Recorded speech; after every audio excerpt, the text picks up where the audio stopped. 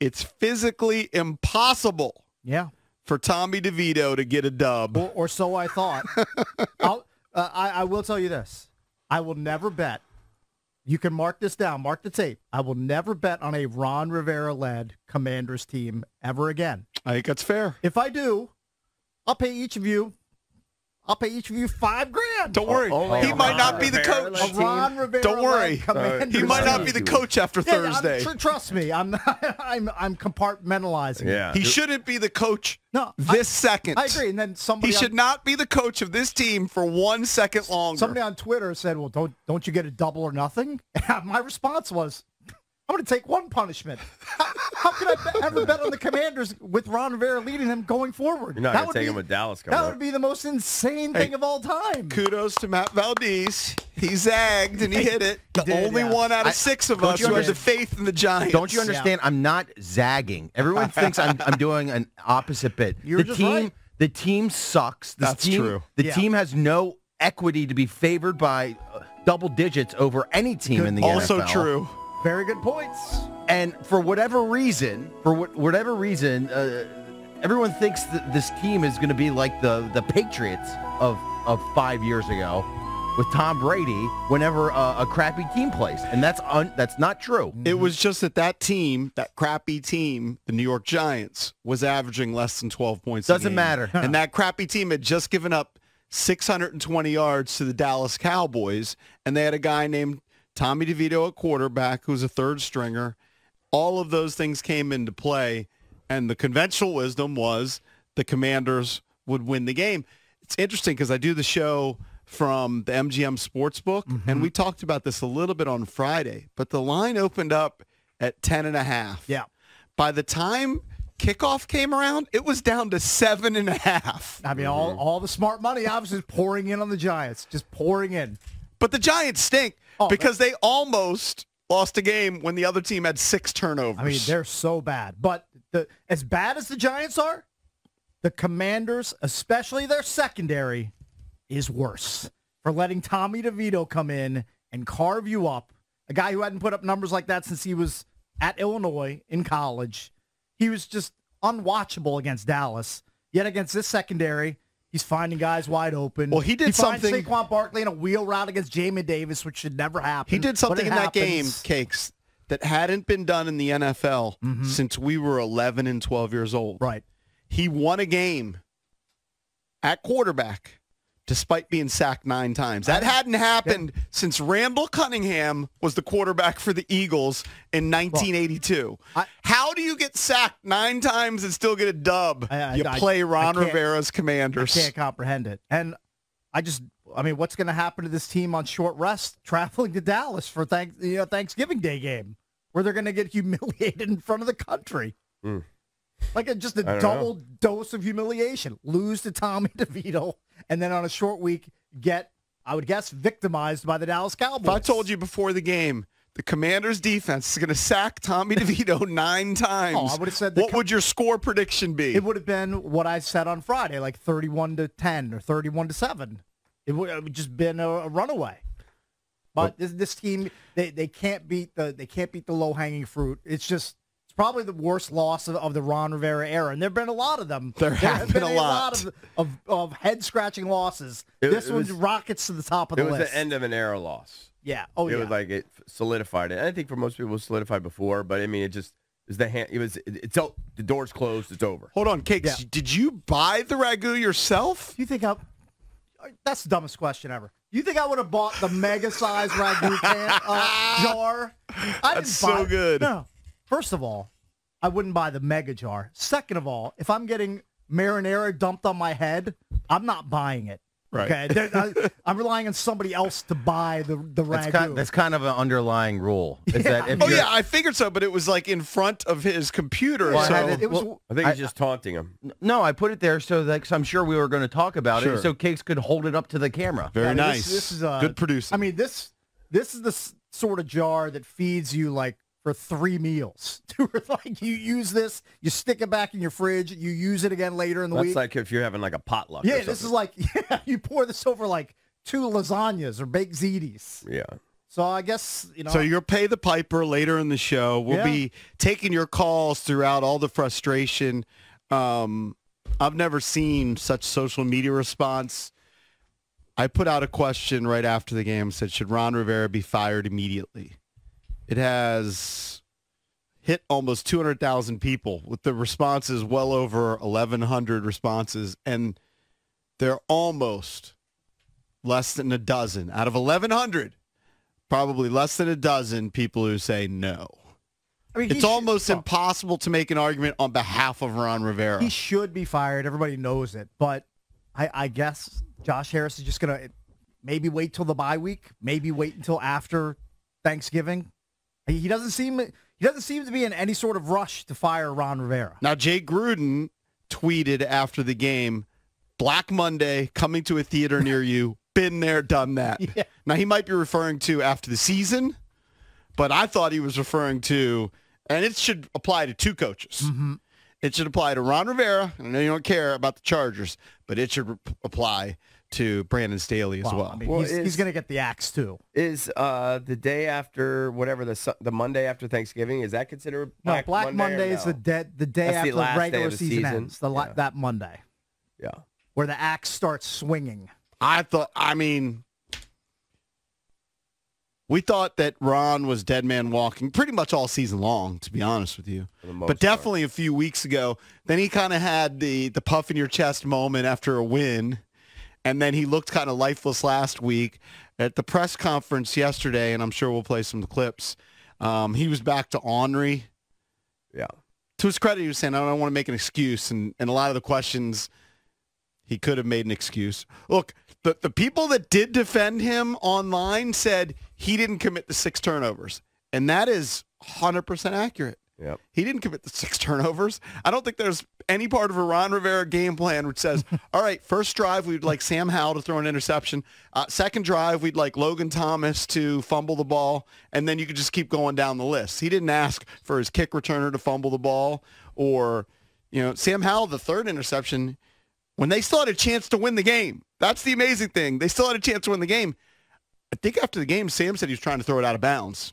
He just didn't look like it. Kind of looked like what he was attempting. It was one of the weakest attempts I've ever seen to throw a ball I think he was out of being bounds. hit at the same time. Maybe, but I need to know how much. Arm, I need to know how much wind bounds. was in the stadium. How much wind was in the stadium? There was enough. I think I'll give you the wind. I had forgotten about the wind. I'll tell you, there was a lot of wind the day before, so maybe it was residue because I still have some leaves, but a ton of leaves came down on Saturday.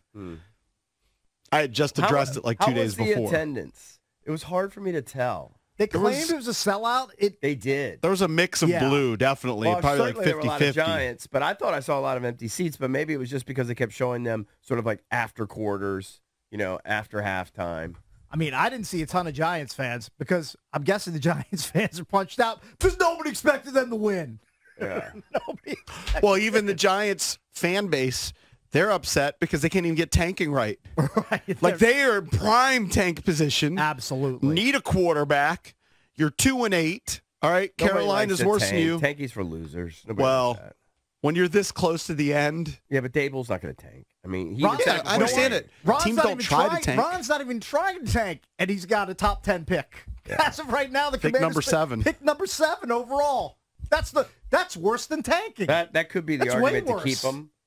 Is don't give the team a bump.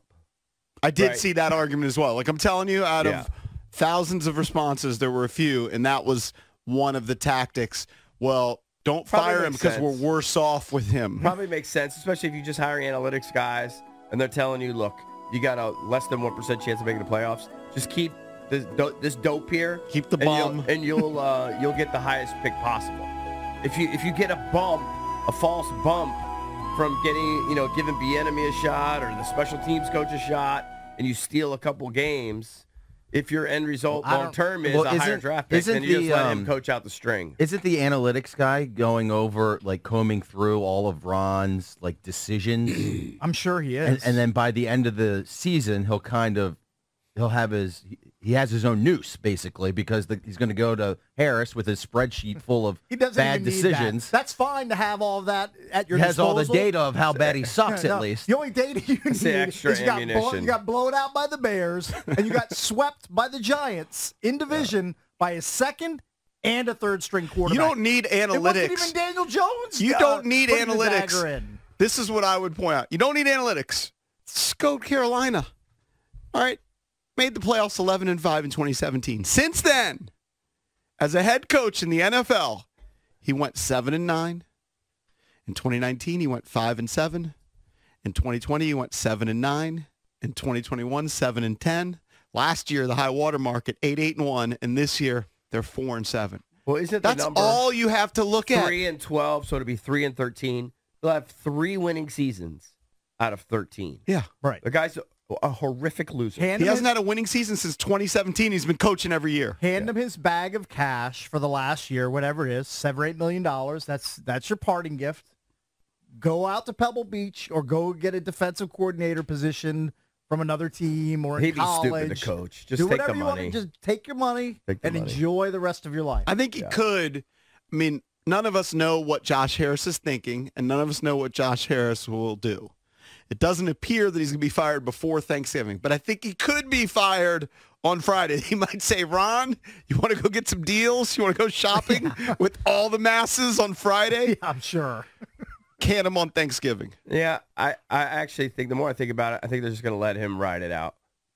Yeah, maybe. Because just let him just keep racking up losses. And maybe the sacrificial lamb is Jack Del Rio. Because, I mean, how is this Cowboys team not going to score 35 on this defense or 40? It's going to be another ugly performance, you would think. And Except then, it is a short week, and sometimes the short weeks, just generally speaking in the NFL, the games are uglier and lower scoring. We see that in Thursday night football all the time. I do understand that, but this defense it's just a toothless defense. They're the get-right defense for anybody that faces them, including third-string bums like Tommy. In my Tommy opinion, Salami DeVito. They actually sacked him 9 times, though. How do you get 9 sacks and lose a game? Here's how: 6 turnovers. Hasn't happened to me since 1982. Has a team ever in NFL history, and I'll let you analytics nerds out there figure this out, has a team in NFL history ever won a game when they've committed 6 turnovers? I'm going to guess the answer is no. Because I think there somebody can't be has, that but many it's been a long games time. where you commit 6 turnovers. Yeah. Right? I mean, that pool is small. As long as these dopes are still in charge, they should never play zone again. They can't do it. I mean, guys just running wide They open. can't do it. They can't pass guys off to each other. They just have to stick with it, and even if they're bad, they just have to stick with each other. Stick with their guys. DeVito does throw a nice ball, though. Yeah, I mean, he wasn't horrible. I mean, he's a pro. Well, I mean, he holds on the ball too long, and they had some long developing plays, but he does throw a nice ball down the field. Kind of like it. Maybe they don't need Caleb. Well, He can drive the ball. You could throw a nice ball downfield in the times when you're not getting sacked 9 times. When the secondary isn't within 6 yards of the guy streaking downfield, which was happening, I don't know, all game long. It's the signature of this defense, Cakes. The signature is they give up explosives. That's what they do. They give up a lot of those. The signature of the 2023 Commanders defense. And we're here once again, 4-7 Commanders. Misery Monday, which is presented by Chiniga Miles. Join the mission at careerswithmios.com. If you want to chime in, you can always call us on the MGM National Harbor listener lines at 800-636-1067. You can text the fan on the Thompson Creek Windows text machine. Standard message and data charges may apply, 1-800-636-1067. And you can tweet us at Junks Radio. We got John Keim joining us at 740, ESPN.com, NFL Insider. Mike Jones, NFL columnist for The Athletic, will join us at 820. And Jonathan Allen, he got in on some of the sacks. He will join us at 9 o'clock as we talk about the Commanders falling to the New York Giants. I actually thought that Hal was going to bring him back. And, it would have been a weird day today. Would have been weird. It would have erased everything. You would have got a dub. I thought they were going to win. It probably ended the right way based on how you played the entire game. Probably. You can't commit 6 turnovers. It's a basic. It's simple. Yeah. That's true. You didn't deserve it, but I thought they were going to steal it. And, this didn't. But probably best. Probably for the best. But I do think that Harris and company are just going to let this group just kind of twist in the wind and fire themselves. They'll make it so easy for themselves. There will be no controversy. Yeah, It'll be a clean break. There should be no questions remaining. If there were some from Harris or some of the other owners, they should have clarity now with what they're going to do in the offseason. Yeah. And plus, it'll look good for them if they're just patient. You know? Right. It'll actually look good for them. So as much as we all want to see it, I mean, it would be the greatest thing ever for this radio show if they fired him today. By the time he showed up at 7 a.m. and the keys didn't work, that'd be the greatest thing. That'd be fantastic. But it's not going to happen. They're one of the worst teams in football. Like, we thought that they might end up, missing the playoffs, and you'd lament the Bears loss. You'd lament the first Giants loss. But this cements them as one of the worst teams in football. I guess. I kind of have a lack of emotion because, well, first of all, I'm sick, but also because when we lost last week to Seattle, that ended the season for me. Like, any hope. That was weird. You know what I noticed about you, Eric, Yeah. this past week? As game day kind of approached, we got closer and closer to Sunday, your confidence was getting chipped away with each day to the point where I think you said on Friday during your prediction, you go, I don't really like it, but I'm going to take them anyway. Well, that was the Survivor play. No. Survivor play did not take them. I won in 49ers. Remember? Yeah. I wouldn't take them. Was it Survivor or it might have been the prediction? Well, no, my prediction was was I took a 1-point win. You took the 49ers, but you taking the 49ers assured us going Commanders because I had taken the Jags. I know, but I didn't want to be on the Commanders bus because I didn't like it. It wasn't my pick. I know, but you could have gone Jags. All right, but I didn't. Which was my pick, and then we would have had a chance. Mm-hmm. It doesn't. Ultimately, it doesn't matter. We're done. It's over. We're done. No, it would have just been another stalemate. I didn't want to do that. I know, but it would have had a chance to avoid going with the Commanders. I just didn't. What's funny is I almost put money on the Commanders yesterday because I happened to have cash when I went to the MGM Sportsbook. And I usually don't have cash. And I was like, I got all this cash. You know what? Maybe I'll sprinkle some money on it. It's our Survivor play. And my partner, PJ Glasser, who I do the show with, said, he goes, but do you trust the Commanders? That was what he said before we started the show. And I said, you know what? I don't. Mm-hmm. And so I didn't. I was going to wager $100 just put it on the Giants. Put something on it. The plus 7.5 or 8 or whatever, because that was a joke. Yeah, I was like, you know what? I don't. You put and the seed in down retrospect, because I remember starting the week and I was like, it's unfathomable to think that the Commanders will lose to Giants, but they'll playing out the rest of the schedule, like they're going to lose to the Cowboys, they'll lose to the Niners, they'll lose to all these good teams. It's not going to matter. It'll just be a brief respite. They get a win. But the more time passed, I remember Drab on Monday saying, well, you're just chalking it up as a dub.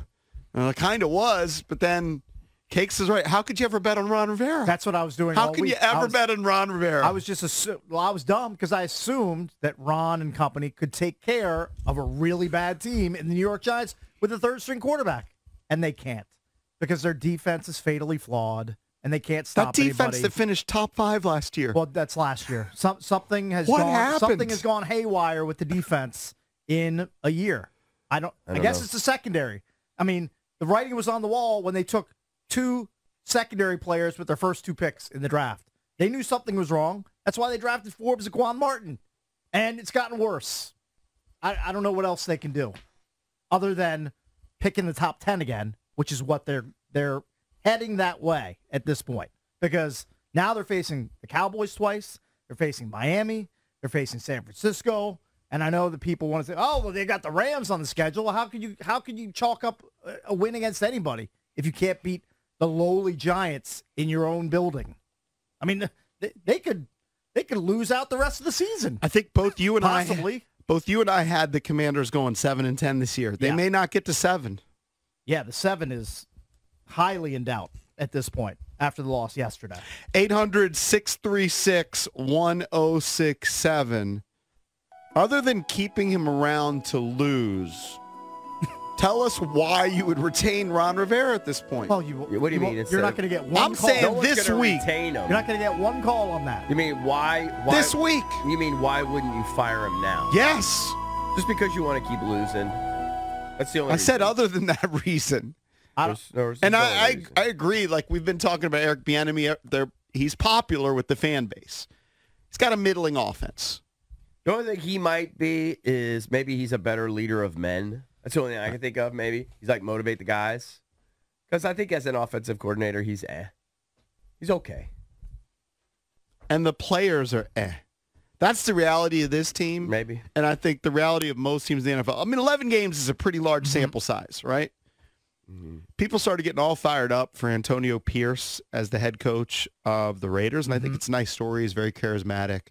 Maybe he's going to prove to be a good head coach. But I said, pump the brakes. They beat the Giants and the Jets. Now, they actually were competitive yesterday against the Dolphins and had a chance to tie the game late. But the reality is, when you take over as an interim head coach, you're stuck with the same players. So my guess would be, even if Eric Bieniemy took over or Ryan Kerrigan took over, or name that assistant coach, doesn't matter. They're going to have kind of the same results because the players. That's why I always said that this idea that Bieniemy coming here, if Ron failed, then they would just go to him, never made sense. Because usually when you fire the head coach, the whole staff goes. But I would like to give him a shot. I don't have great expectations, but give him a shot to see if the organization is run differently. Just to give a different look. Give him a look-see. Yeah, it's almost not fair. That's the thing. It's a juggling act. I don't know. 6 in one, half dozen the other. If you don't get the shot, then you can't prove that maybe you could change things. But if you do get the shot, I mean, what can you really change? Right. Attitude? That's about it. I don't know. Maybe he has different thoughts on the personnel that should be in the game on defense. Although Valdez pointed out last week, he's the associate head coach, so he's also apparently in charge of the defense. Right, I'm so sure he cares a lick about the defense. Also, we talked about this before the season even started. Sam Howell's development was not going to be a line going straight up. Right. You're going to have highs, you're going to have lows. Yesterday was basically the lowest of the low, aside from the Buffalo game. He said a couple lows. The Buffalo game and yesterday, lows. He's going to have lows, he's going to have highs. I don't throw away. He had 3 good games in a row, and this was a bad one. It's a shame he couldn't have 4 good games in a row. But I don't throw away the good ones. No. You just have to look at the whole picture. You can't just look at 3 or 4 games and say, oh, he's arrived. He's here. He's the guy, because there's still growing pains with Sam Howell. Can you get a drum roll, please? Sure. I can do that. You want short or long? Short one. The Washington Commanders, who finished with the number 3 defense last year, now that was yardage, they now rank 32nd, dead last in points per game in the NFL. Well, are they getting screwed on the pick 6? Is that hurting them? Sure. Yeah, it means points per game. But still, you shouldn't allow 24 points to the Giants. Mm-hmm. You shouldn't allow that to happen. Yeah, but the Broncos, I said this last week, that the Commanders were trending towards dead last because the Broncos, they've been playing better football. They're actually 500 now. Got a comeback win with Russell Wilson game-winning drive. The Broncos gave up 70 to Miami, so that was screwing them for a while, right? Their stats were skewed because they had the 70-point game. The Giants they were averaging 12 points per game heading into today's game. Not even 12. Not even 12. Less 11.8. So facing a Jack Del Rio defense, you're allowed to more than double your output. Double it. Like if you're I understand firing Ron. The first guy that should have his head lopped off is Jack Del Rio. He should be the first to go, because if you get rid of him, then at least Ron can take over the defense while Bieniemy retains the offensive. I feel like Ron and Jack are the same guys. I think they're the same principles, sure, but at least the same beliefs. Sometimes you have to go to the altar and sacrifice somebody. They are 29 Jack Del Rio in yardage allowed, in yards per game. They give up 372.8 yards per game. Only the Bengals, Chargers, and Broncos are worse, and they are dead last in points per game. Hey, Drab, did Magic tweet anything after the game? He did, yes. What very matter of fact. What did he say? I'd have to pull it up, but it was just like it was classic Magic. Yeah, I think he said like they scored 21 points or 24 points off turnovers. Yeah, can't have that. Yeah. Yeah.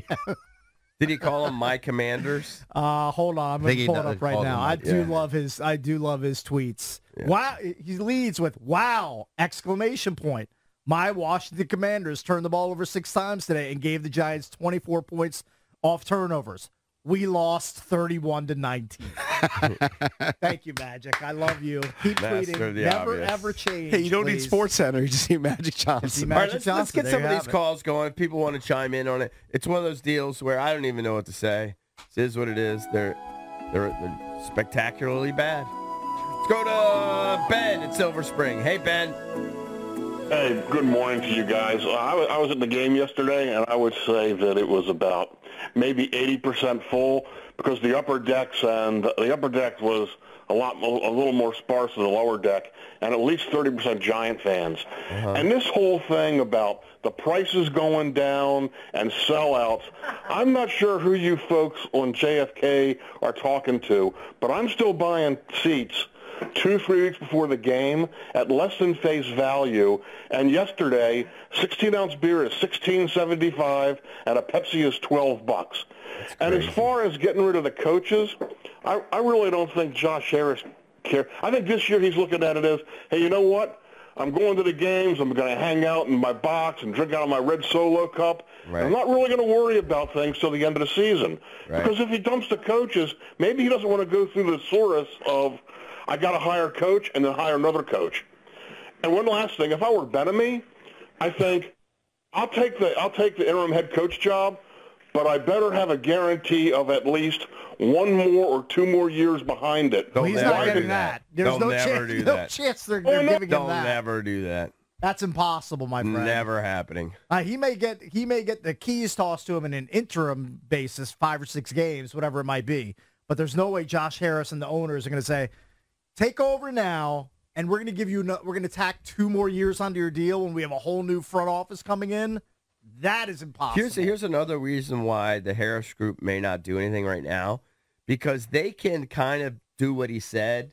They could kind of just use this year to party in the booth, hang out, enjoy the perks of being the owner, and kind of distance yourselves from the stank on the field and the stench of this season. As soon as he interjects himself and starts tweaking things, now he really owns it. You know what I mean? Now part of the stench of the season is on him. But they made some moves at the trading deadline, trading away Chase Young and Montez Yeah, but they Sweat. didn't add anything. They just cut a few pieces. Yeah, No, I mean, I think that they made moves to better the team, and they felt bettering the team was For the future. getting draft picks. But I think if he intervenes now, he almost owns part of this season more than he should. Like, just let it crash and burn. It's hard. You're watching your house just burn on fire. You just bought the house, and you're just watching it just burn down. Right. But at this point, what is there to save? Just let it burn. Let it burn and get insurance payout. Can't really call the fire to what build a good is new calling one. the fire department because Yeah, it's like what are on you fire. gonna save the Right. kitchen? I Right. mean, the house is burned down. Just let it burn. Get a nice fat insurance. Maybe that's the approach. I don't know. I think that's what they're gonna do. I just looked up since 1970, all right, which is the year that we were born, 53 years ago, 88 head coaches have been fired in the middle of the season. 34 since 2000. We already had Josh McDaniels fired in the middle of the season. I'm telling you, Brandon Staley and Ron Rivera, I would bet at least one of them gets fired in the season. I don't know. Staley was on if that Harris yesterday. was- I don't know if you saw the presser. The head coach of the Chargers, he calls the defensive plays. And somebody in the presser said, will somebody else be calling defensive plays? And he went off. Mm-hmm. It's I call the defense. If Harris was here for 5 years, I think it'd be different. But he's still new here. He's still trying to figure out where all the furniture is. Right. You know, Maybe. he's just kind of poking around. No, I and know he's just- having a good time. He had all his elementary school friends at the Yeah. game yesterday. Yeah. Nice story. Yeah. That's But- embarrassing, by the way. Inviting all your boys, and then your team lays a big giant egg. Well, they know. They've lived here. Now, you still have the flex of, well, I own the team, and I'm a multi-billionaire, so you'll get over it. But it's still embarrassing. Yeah. Don't want that to happen on your I watch. think I don't know. best If you move- lose by, it's a long weekend, right? So the argument, you don't want to fire him now. It's a short week. You need your head coach to get ready for the short week. You can flip that argument. Let's say they lose.